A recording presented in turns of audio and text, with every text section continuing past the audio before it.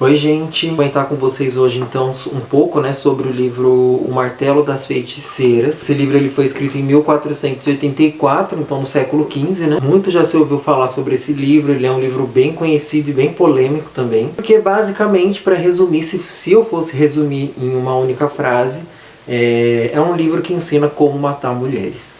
É isso. Esse aqui, gente, ele é um livro que eu já tinha começado a ler há algum tempo, aí eu finalizei a leitura agora, E eu fiquei muitos anos sem ler ele. Eu comecei a ler, depois eu pausei e não continuei. Eu tava ficando com muita raiva da leitura. Aí agora que eu finalizei a leitura, realmente eu fiquei com mais raiva ainda. Se você não sabe nada, gente, sobre a história desse livro, esse daqui, digamos que ele foi um documento histórico mesmo, Um livro oficial de caça às bruxas. Você tem esse autor, que é o Heinrich Kramer, escreveu o Malleus Maleficarum, que é o Martelo das Bruxas. E ele foi então o livro realmente que os inquisidores, que os caçadores de bruxas seguiam fielmente durante 4 séculos. E nesses 4 séculos a gente sabe que deve ter morrido em torno de 40 a 100 mil mortes, mais ou menos uma faixa.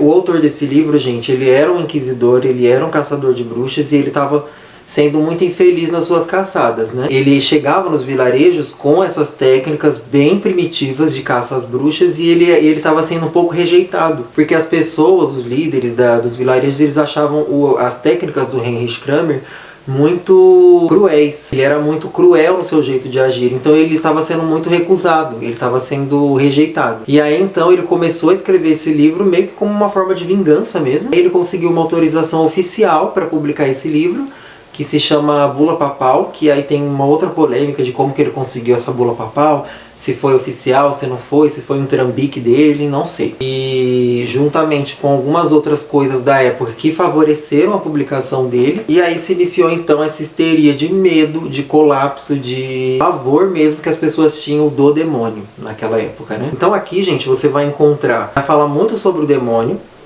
quem é, como ele age, através de quem ele age e o que você pode fazer para se precaver e para tomar cuidado com o demônio. Basicamente ele é um livro que ele se divide em 3 partes, As 2 primeiras ele vai explicar então o demônio, como ele age através das bruxas e o porquê que Deus permite essa interferência do demônio com as pessoas. Afinal, Deus é amor, Então por que ele permite? E aí ele vai dar várias desculpas totalmente sem sentido nenhum.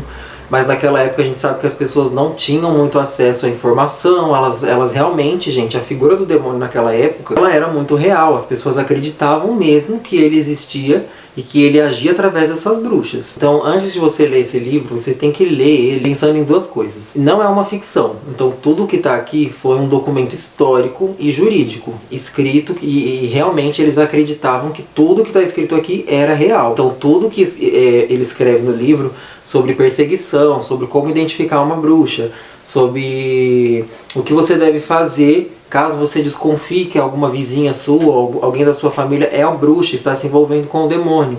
Como você julga essas pessoas, essas mulheres principalmente, e quais são as condenações dela e as torturas, tudo isso aconteceu mesmo. Então você tem que ter muito isso na sua cabeça. Chegou uma hora na minha cabeça que eu estava lendo o livro e estava tão absurdo tudo que eu estava lendo que parecia uma ficção. E quando eu fui tendo noção de que aconteceu de verdade, aquilo começou a me embrulhar o estômago um pouco. A segunda coisa que vocês têm que ter na mente é que a figura da bruxa, ela era real nessa época. Durante esses séculos de perseguição, que as pessoas tinham essa obsessão com o demônio, a bruxa existia mesmo.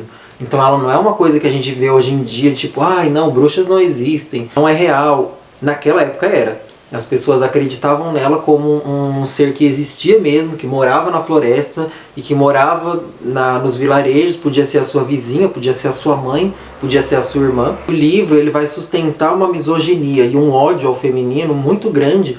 Você vai ter frases do tipo assim, E abençoado seja o Altíssimo que até agora tem preservado o sexo masculino do crime tão hediondo. Como ele veio ao mundo e sofreu por nós, deu-nos a nós, homens, esse privilégio. Outras frases como, a par disso, o pecado cometido por malícia voluntariamente é maior que o pecado cometido por ignorância, mas as bruxas, pela sua enorme malícia, desprezam a fé e os sacramentos da fé, conforme muitas delas já confessaram.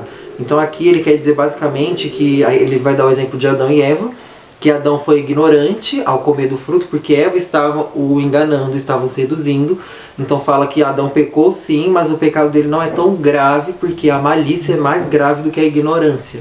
Ou seja, Eva pecou muito mais do que Adão. E aí tem essa frase aqui que eu acho que ela é a que mais evidencia essa misoginia, esse ódio ao feminino mesmo, o ódio à mulher, né? Mas a razão natural está em que a mulher é mais carnal do que o homem, o que se evidencia pelas suas muitas abominações carnais. E convém observar que houve uma falha na formação da primeira mulher por ter sido ela criada a partir de uma costela recurva, ou seja, uma costela do peito cuja curvatura é, por assim dizer, contrária à retidão do homem. E como em virtude dessa falha, a mulher é animal imperfeito, sempre decepciona a mente. E aí ele vai dar aqui uns textos da Bíblia para comprovar o que ele diz, enfim.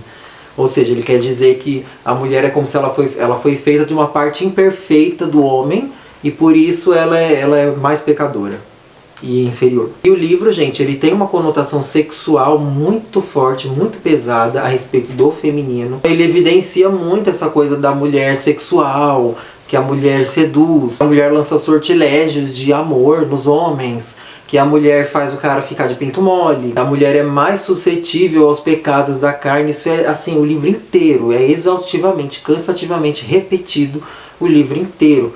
Então isso daqui já mostra assim um ódio mesmo, né? Uma obsessão assim, terrível contra as mulheres. Então ele fala o livro inteiro que a mulher é burra, que a mulher não tem inteligência. Esse período que foi essa histeria aqui, né? Esse medo das bruxas e a caça às bruxas mesmo, foi um período muito complicado para se ser mulher, né? Se hoje já é difícil, imagine naquela época. Porque aqui a mulher não podia fazer nada que ela poderia ser uma suposta acusada. E quando você era acusado, a sua vida está perdida. Isso você pode ter certeza. Se você fosse acusada de bruxaria, por mais que você conseguisse provar a sua inocência, o que era raro, você tinha a vida perdida. Porque até as mulheres que eram consideradas inocentes das acusações, elas perdiam a casa, elas perdiam os bens, elas eram renegadas pelos familiares e muitas ficavam como pedintes, né? Nas ruas. Elas perdiam tudo mesmo, a vida delas acabou. Isso quando elas não eram torturadas quase até a morte mesmo. E qualquer motivo poderia ser uma suposta acusação. Era bonita demais? Bruxa. Você era feia demais? Bruxa. Você era muito inteligente, uma mulher sábia? Bruxa. Você tinha conhecimento de ervas, de plantas e de chás e conhecimentos de curas medicinais mesmo? Bruxa. O pau do seu marido não subia mais? Bruxa. Então, qualquer coisa, gente, qualquer coisa era um motivo.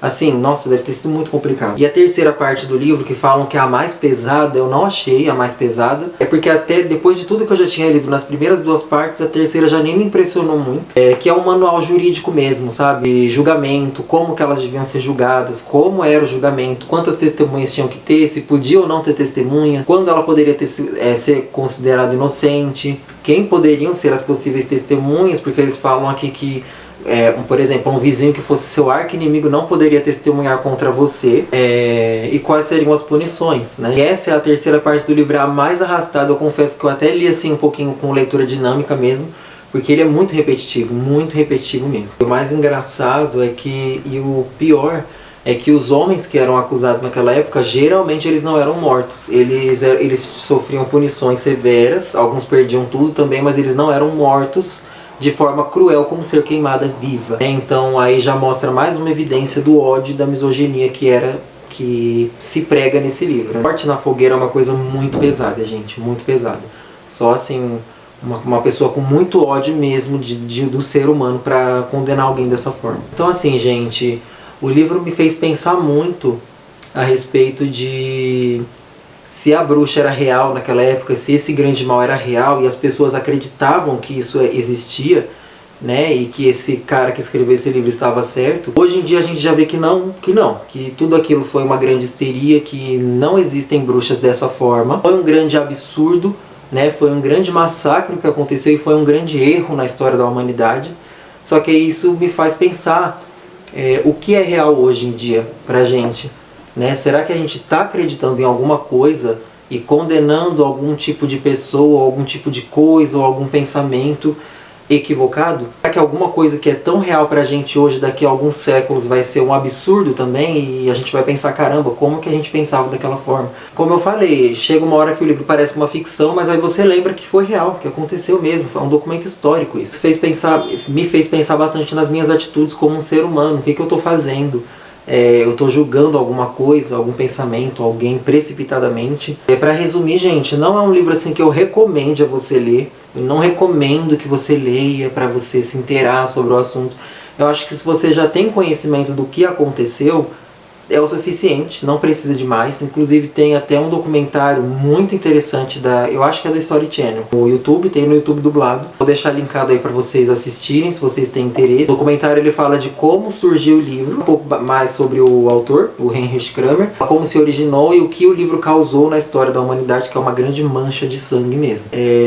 Eu só li assim, gente, porque é um livro que eu tinha como obrigação ler ele, porque eu tenho um estudo aí sobre o feminino, né, sobre o sagrado feminino no geral. Esse livro ele é meio que uma leitura obrigatória para quem busca esses assuntos, né? Tá até escrito na frase de trás da capa: o mais importante livro jamais escrito sobre o feminino. Realmente, né, é um livro muito importante a respeito desses assuntos. Eu precisava ler ele, mas é um livro que eu jamais vou ler de novo, não tenho a menor vontade de ler de novo. Mas eu recomendo essa edição aqui da editora Rosa dos Tempos pela introdução, uma introdução muito maravilhosa, escrito pela introdução histórica Rosemary Muraro. Acho que é assim que fala, gente. Então é muito boa essa introdução, eu recomendo bastante, tá? Bom, gente, é isso. Eu espero que vocês tenham gostado. Tem mais recomendações de livros sobre esses assuntos. Eu tô com um estudo bem extenso sobre isso. E eu tô adorando me aprofundar mais sobre esse assunto.